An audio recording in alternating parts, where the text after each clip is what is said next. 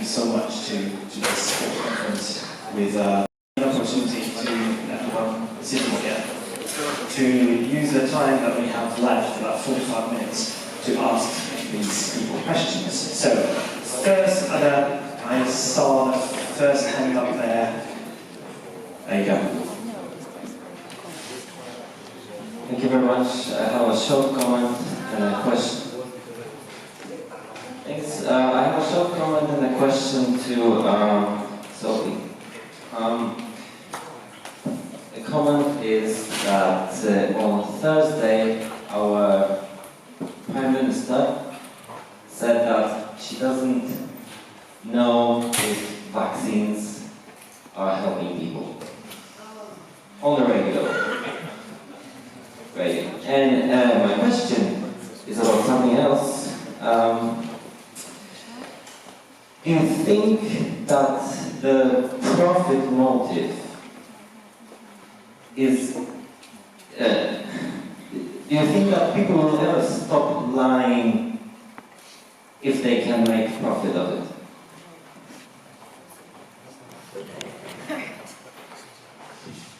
And if not, should we tackle it for a different point?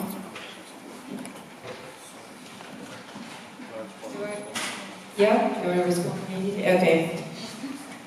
Thanks for letting me for that as a Polish Prime Minister. It's Polish, right? Yeah. Okay, no, but it's good that you mention it because we're organising a Standing Up for Science workshop for researchers in Poland, in Wroclaw, in November. And it's good to be alerted that we might expect some discussion on that. And I'll add some extra materials on vaccination, things like that. But just to say as well, we're trying to activate the research community as well to respond to things like that. So if somebody with a role of authority makes a claim like that, which cannot be proven, which is clearly not evidence-based, what we want is that there's a whole community waiting there to stand up against that. And so Susan's doing her part of the job. We think the research community should do their part of the job as well. And so, for your question, one of the main themes of our work is accountability. We think everybody with a role of power, whether it's a company or a politician or anybody or an NGO, anybody with a role of power needs to be accountable for the claims that they make. And we think it's up to citizens to hold them to account. That's why we have campaigns like Ask for Evidence, which are exactly for that. So I'm sure there will always be a temptation to just follow your own interests and to betray people and to disinform people when it will benefit yourself. And that's why we need things like transparency and people just keeping that critical attitude and asking for evidence whenever claims like this are made. Does anyone else want to comment on that?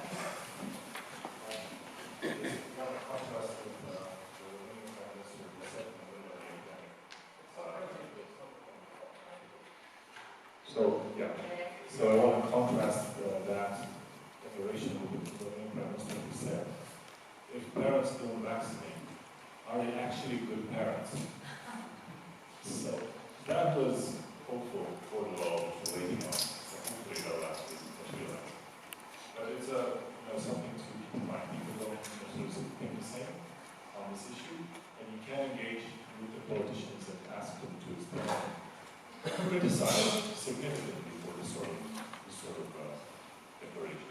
Strongly, as an NGO, as you can contact other NGOs and say we need to provide a common platform presenting this specific declaration because this is harmful. Just a comment that according to their own belief system, Pseudoscience, they are very good parents right now. Excellent. Christian, I have a question for Diego, and it's about your definition of a skeptic, and also this is in context of how we want to educate the public and what tools we want to give them. So, you mentioned an experiment you did in your creative thinking class, correct? With a voodoo doll? Oh, did I say creative? Not creative. Critical. Anyway, if I understand correctly, some of the people did not wish to participate. The experiment was about putting their significant other's faces on a voodoo doll and doing such that's not pretty good. So when I was thinking about this, your interpretation was that the meaning that they carry influenced their decision making, and thus we can conclude that they're not totally rational actors, right? Listening to this, I also thought about conventional kind of representation of like an extended identity locus. For example, when you show somebody a picture of someone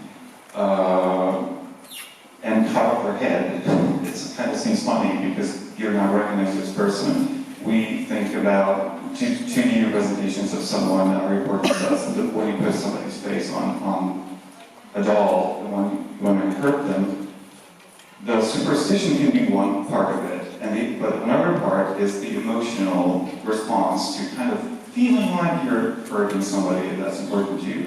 And that's kind of like cognitive inhibition, right? It's like executive function.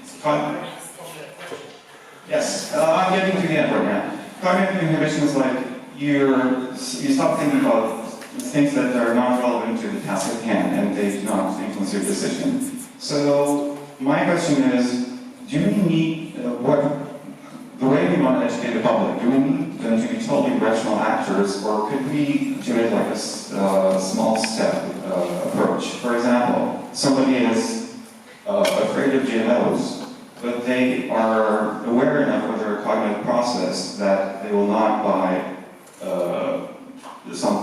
they'll prefer something that says non-GMO, but they'll still not advocate against GMOs online because they know like how important that action would be. Another question would be, I'm very sick. I like supplements, but I only have $1, so instead of spending that on a bottle of vitamin C, I'll just buy 2 bottles of mineral water to hydrate myself. Do we need people to be like ideal rational actors, or is it enough to kind of show them how they can influence their decision making in important matters while still keeping their anxieties for a while? Sorry for being so long.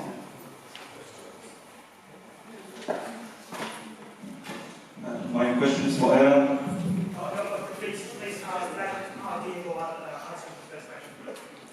Okay, I guess you asked 2 questions in one, because you asked about GMO and then about rationality, right? Something like this.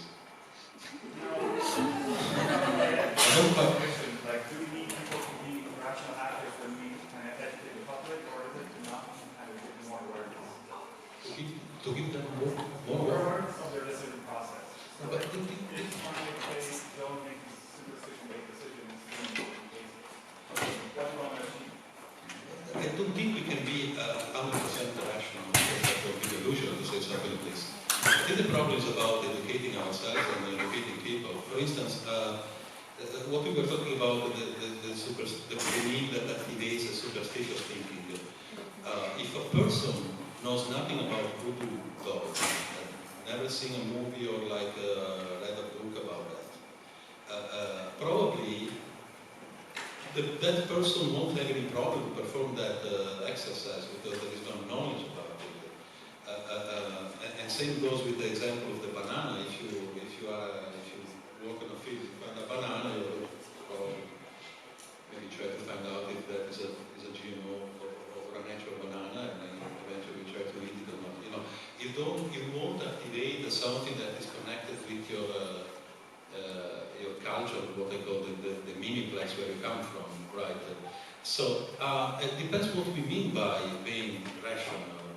I think that, as I said in my speech, rationality comes with a proper analysis of the premises behind the conclusion we picture, or the ideology we have. And about like genetically modified food, the problem is that people take position. So it's like a yes or no. And it seems to me they don't quite bother to analyze the evidence about it. And there is not even like much an effort from the media to provide the evidence. And then there is also conspiracy thinking, because people say, I don't care about the evidence because the evidence are produced by sort of stuff. So I think that when we talk about the rational thinking, we have to be careful about what we mean, because there are many atheists. For instance, I'm a board member of the International Atheist Organization. Many atheists claim to be rational thinkers. They are not rational thinkers at all. At all, actually. Or there are religious people who claim to be absolutely rational. There are spiritual preachers who claim to be absolutely rational because they are involved in that field.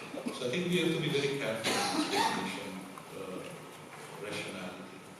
And we cannot really teach people how to be rational. We can teach people how to properly analyze evidence, facts, and again the premise, the sound accuracy of the premise is the conclusion they can find, they can read online, or they themselves make.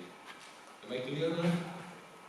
Can I ask an additional question to that? Can we teach people to be aware of their own confirmation bias, for instance? Wouldn't that be very useful? To be aware that there is, most people are not aware that there is something as a confirmation bias. That's a big question, because when people are deeply involved in confirmation bias and you try to teach them about how to deal with it, they will probably engage in another confirmation bias by creating another counter justification about it. I think the best way to teach, probably teaching is not enough. They have to understand how it works. I think we probably can make people understand how confirmation bias works by using metaphors, by talking about it not directly, but using like a third person. Like, what if you come across a person that says this and that? I mean, I'm talking about the person, but I'm using a third character.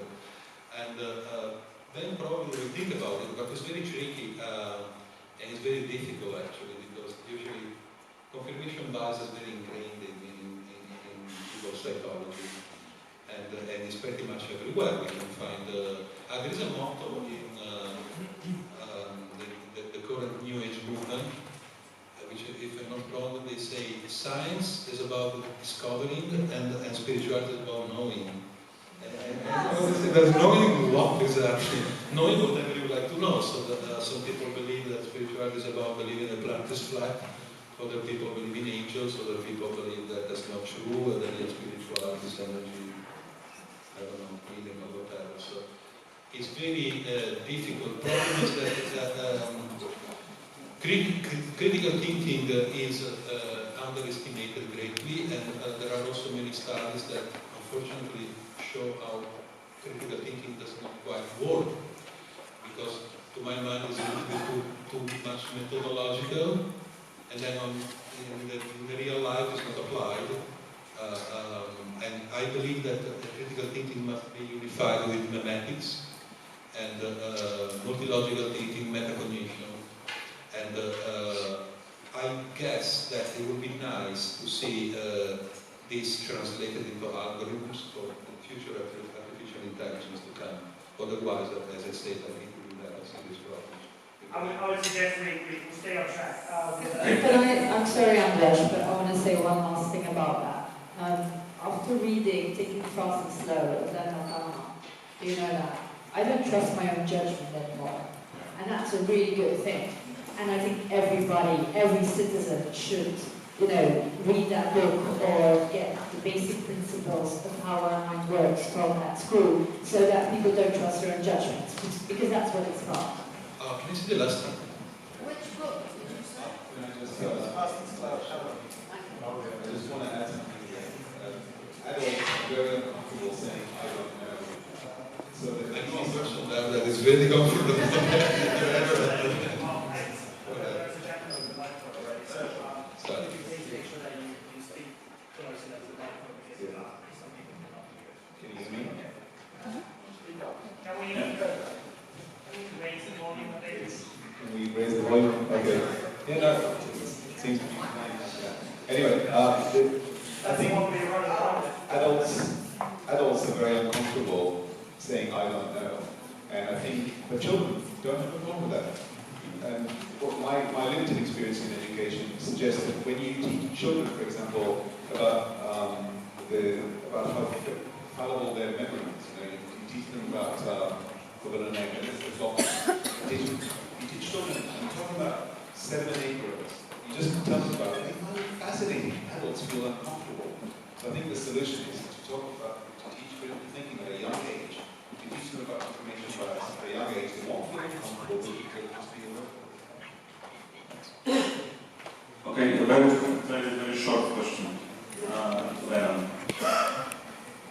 At least in Poland, we have a situation where very, very vocal anti-vaccine people are also active in a broad rationalist movement. How do you handle this in an organization? It's not about case keep, but we have these cases in Poland where people who are anti-vaccine, they are also active rationalists. How do you manage this as an organization? This is actually preventing a lot of rational people from joining because they cannot be in the same room with these kind of people. I can't say I've had to deal with something as bad as this, but we obviously, one of the things we encounter in Australia is we have climate change deniers within the skeptical community. What they have in common is that they're all in their 70s and 80s and they're not particularly active, so it's fairly easy to deal with. I don't know, I'm serious, there's not one who's younger than 70 in the skeptics amongst the climate change deniers. They're easy to deal with by simply ignoring them within the community, and when they make public pronouncements, countering them. So, yeah, there's no easy way. I mean, one of the things I didn't mention is that you need to have a mechanism for throwing people out of the organization, but it's something that I think should only be used in cases of say, somebody puts their money in a till or something like that. Otherwise, you just have to deal with it as a matter of public relations.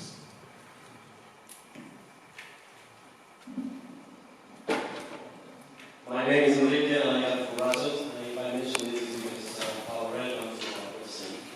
I have 2 very practical questions, particularly for Sofie and in general for the room, regarding how to have an outreach at EU level.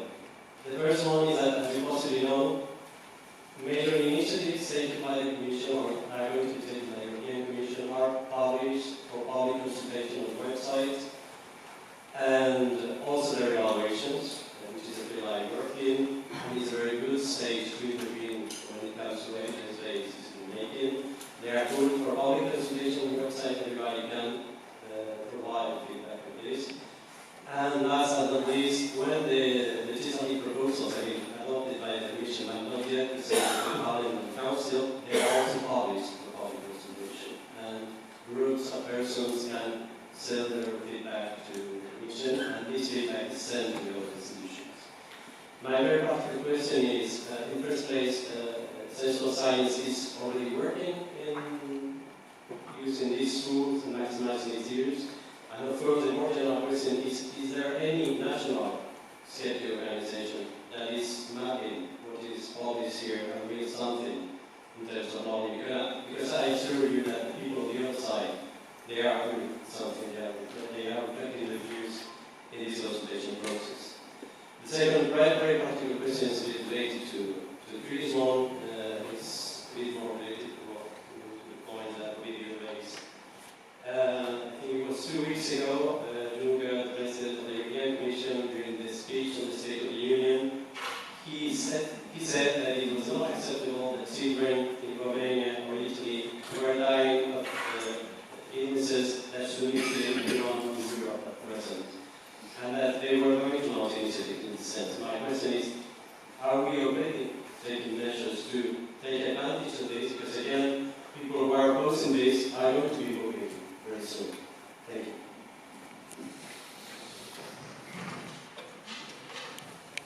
One of the problems with EU policy is that although they attempt to be transparent on the decisions and how the decisions are taken, it's a bit fake transparency. So you can find a lot of stuff online, but you also already have to know where to look for it, and it's all very, if you have one specific question, I often don't find the response myself, and I have 10 years of experience with EU policy, and it's just all way too complicated and too much.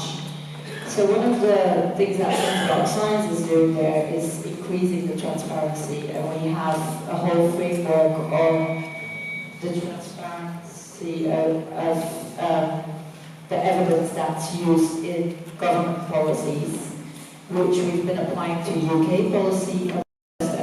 If you want people to interact with what the government is doing, you need people to know what they are doing. We're not at the second step yet, where we would mobilize people to do all that. Although our Evidence Matters project, working with the Parliament, is a step in that direction. Because you do have people in Brussels who are representing you. They're not always doing a brilliant job in representing you, but they are there. They represent the European Parliament. They've been voted by, by the people. And that's something that we're trying to do as well, is to reconnect. Sorry, could you move your mic away from your mouth? Yeah, but then, okay, but then that's not why it's beeping. So we're trying to reconnect the citizens also with their representatives there, so that they have a louder voice, and so that as a citizen you can come in with a single issue and you can expect your representative to defend your interests there. So it's complex. There's no easy and immediate answer to that first question. Also, I'm trying to map a bit what's going on at national level, but I've only just started doing that.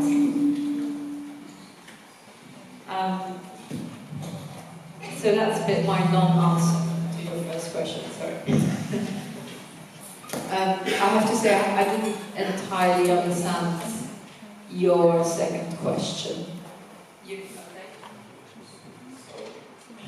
terms of across the EU action for vaccination, there's two things I'm aware of.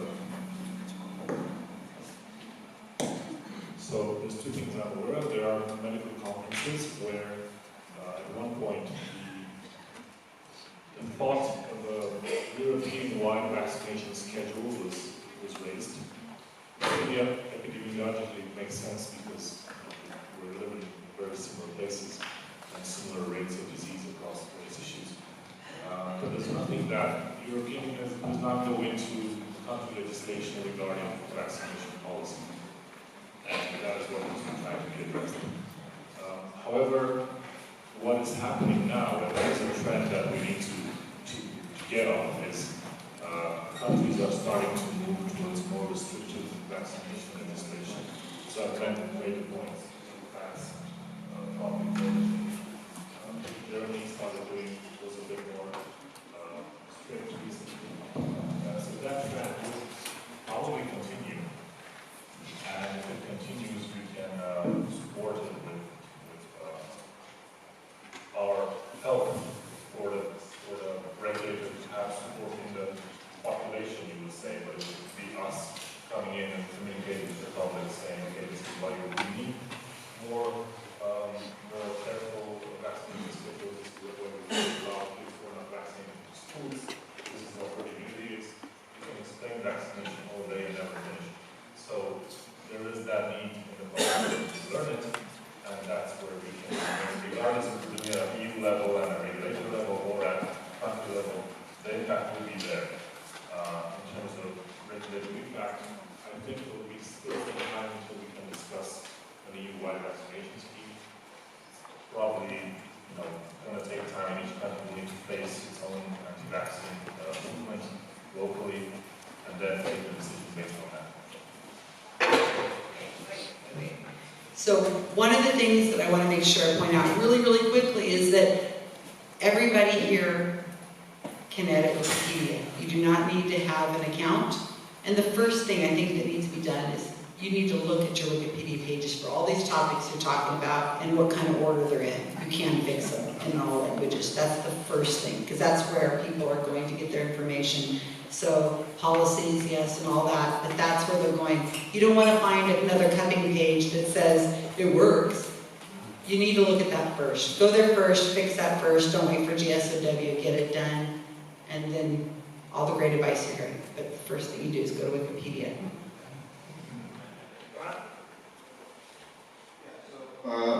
My questions for Ovidiu, forgive me if I got the pronunciation wrong. So, do you think that the anti-vaccine activists, they know that they have a false narrative, or do they actually believe in that narrative? And if they, if they're deliberately spreading lies, then what is their motivation behind this?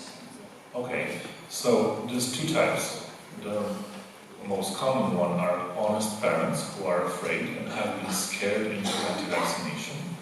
They are honest in what they spread out. They are honestly uninformed, and they're honestly wrong. So those are, they're hard to engage with on a one-to-one level, because you have to understand they are parents, they want the best for their kids, and that is not a false statement. That is the truth of any normal parent. However, it's not them that are the problem. This is being created by leaders in the movement, and the leaders are usually interested in something. For Romania, the most common, I guess it's going to be common, one of the leaders is formal leaders, it's not, none of them are very strongly leaders, they don't, they go out with t-shirts like that.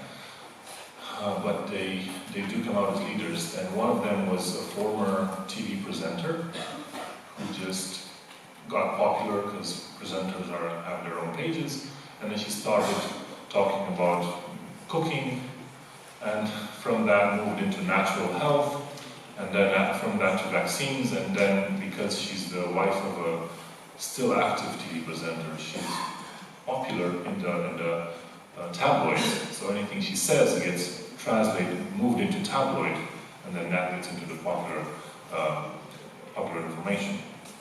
Others are activists for healthy birth, so we get natural birth advocates, which is good, but then they combine that with, okay, you gave a natural birth, which is very good, nice, good for you, and now don't vaccinate your kid because that's not natural.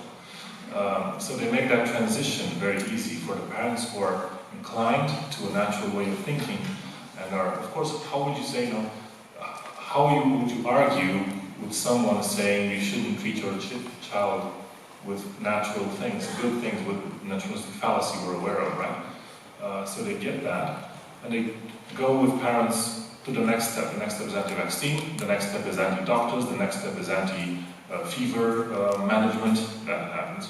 And the next, after all that, then you go into anti-cancer, and then you are afraid of chemtrails. It's true. And then there's lawyers, and we have that. Lawyers jump into this mostly because they see the potential for trials, which might get compensation for the parent, and of course there's something for the lawyers in it too. So there are some people who are interested, and others who are honest in this. I've tried talking to both. The ones who are interested are very dismissive and usually block any conversation. The ones who are honest, depends how much patience you have, basically. Because it can get very heated very rapidly. It can go many ways. But yeah, that's the main topic, and it's hard to say what definition line is. Some of them are definitely interested. I know I can give an example. One of the natural birth advocates had on her website the information that Edward Jenner, the creator of the first vaccine, the smallpox vaccine, this is important why I'm saying it, was created the German measles vaccine. So it's not exactly true. And then his child died because of the smallpox vaccine that his parent did. So Edward Jenner had a child who died from tuberculosis 20 years after the smallpox vaccine. And also have a friend who actually went to anti-vaccine pages, took a post that an anti-vaccine page did, and he was, I think he's a scientist, he said, listen, you're making a mistake in this article, I think you want to fix it. This is how you should read the study, this is how the data should be interpreted, this is why you should interpret it this way. Basically making a full correction of the information in the article. 2 results. Nothing. Deleted comment. Blocked user was the 3rd one. So you could say it varies. The reaction and the willingness to be right and to be based in science is very, very good. I'd just like to add something to this, that it's a very interesting academic question, what you just asked. I think from an activism perspective, it doesn't matter. The leaders of the anti-vaccine movement are definitely the ones we should go after and not worried parents. However, whether these anti-vaccine activists are honest in their belief or they have something in it, I don't think it matters. We need to go after their message, we need to sometimes even go after them, regardless of whether they're honest or not. On a slightly lighter note, if I may, Susan, thank you very much for mentioning journalists. As a science correspondent for the public radio in this country, I would very much like to rant about us being overworked and underfunded. Thank you very much. And I'm sure you'd like to hear my rant, but instead I've got 2 pieces of good news and a general question or a request for the panel. First piece of good news that our Polish Prime Minister, notwithstanding, the health minister last year vaccinated himself against influenza on cameras in this country. The second piece of good news is that within a walking distance from this building, there's another building that in 1963 in this city was the centre of coordination for fighting smallpox. There was an outbreak and this city was sealed. The reason I'm saying it's good news is that the older generation of doctors who are still practicing in their academics and they teach, they remember. So I think, don't quote me on this because I haven't got the numbers off the top of my head, but this country is very well vaccinated, and I think in many cases we've got herd immunity still. My request is this. I've been an educator all my life, be it educating people on radio, universities,